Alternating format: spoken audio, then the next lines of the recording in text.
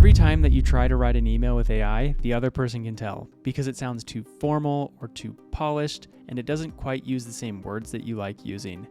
And so you try to adjust it by saying, hey, make it less polished, make it less formal, but that doesn't quite work, and so you end up just writing the whole email by yourself. But this is the wrong approach. The right approach is actually to feed AI your emails so it knows specifically how you write. I'm a CPA and operator, and I implement and teach AI processes to businesses. And today, I'm going to show you how I built this process in my own inbox in just a couple of minutes. And by the end of the video, you're going to be having AI writing emails so well, no one will ever know the difference between you and AI. So the first thing that you're going to need to get started is a Claude Pro or Max account. This will get you access to Claude Cowork. Once you have access to that account, you're going to go to the Claude homepage and then download the desktop app.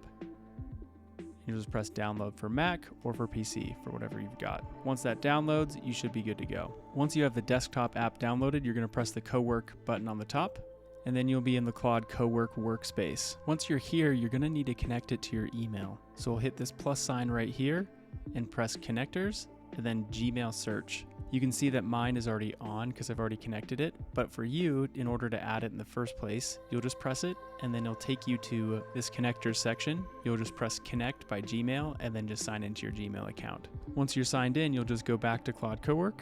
Then it's just as simple as asking it to look through all of our sent emails to build a voice and tone profile. And this is perfect because those sent emails are all of our examples. That's what we typically send to people, and so it should see tons of different examples of what we normally send off. Look through all my recent sent emails to build a profile of my voice and tone that I can use for the future to teach you how to best sound like me when I'm asking for an email response. So you can see that it's starting to search for those emails, and you can click on these little messages in between and it'll tell you what thought process it's going through to find these messages and to accomplish all the tasks that you're doing.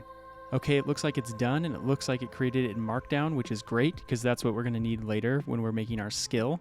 And it successfully grabbed my voice and tone profile, which is great. It analyzed about 25 plus of my recent sent emails, which is awesome. We can ask it to grab more than that if we feel like it needs more context than just the recent past. And it has some great thoughts here. It says the big takeaways: you write short, warm, and direct. You are almost always open with a personal touch. Hope you had a great weekend.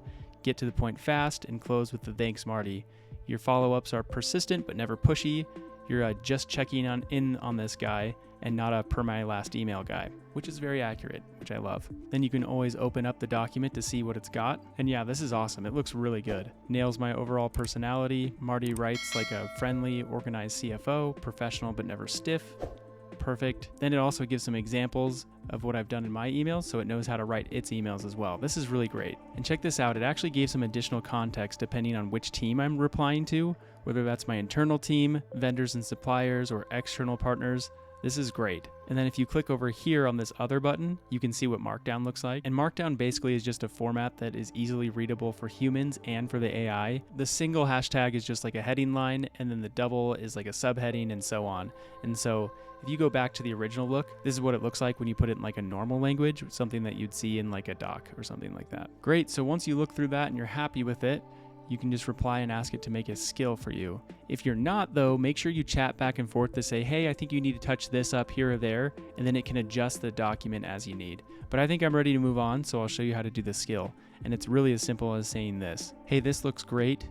Let's make this a skill so we can reference this regularly every single time we need to write an email response. And then it starts doing its thing. So skills in Claude Cowork are a lot like GPTs in ChatGPT. They were things that you use to do repetitive tasks. Except for Claude, you can use them in any chat. All you need to do is just mention something close to it, and then it'll look to see if it needs to use that specific skill for it. That way you don't have to repeat yourself in a prompt every single time.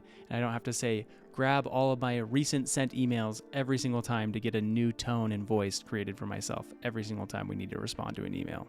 So once this is done, every single time we say that we need to send an email, it'll grab this skill and grab that document that we created and use that as a reference in order to build all the responses that we need to do. Okay, yeah, this looks really great. So just give it a quick look through to make sure everything looks accurate, but it should be pretty similar to that original voice and tone document that it had before. Let's test it out real quick. I'll say, help me write a quick email to my team letting them know that we need to reschedule the meeting from 8 a.m. tomorrow to schedule it at 3 p.m. tomorrow, and make sure everyone's okay with that. Perfect. I think that looks really good. And one more pro tip, because I know that this still happens sometimes, we want to make sure it doesn't include any of those dreaded M dashes. So I'm actually going to add this as an extra prompt to show you how we can change this. So I'll say, great, looks good. Can we update the skill to make sure there are never any M dashes in the emails? And there we are. There's the banned punctuation. M dashes, never use M dashes in any email, which is great. So now that that's good and done, all we're going to do is press this drop down button, hit download, and we'll save that skill to our computer. We'll open up the sidebar on the top left. We'll go to the bottom left and open up settings by clicking on our name. Hit settings, then hit capabilities, scroll to the bottom, and you can hit add, and then upload a skill.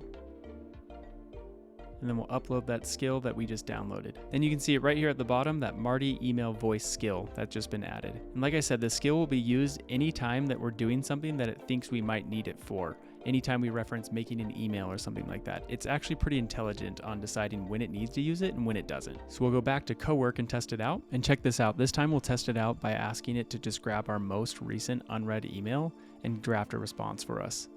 Great, and look at this, it'll actually even ask us questions to make sure it gives the right response. So first it pulled all the information from the email. It looks like the email is about confirming for a meeting tomorrow and also making sure that the financial statements include the recent KPIs from the month of January.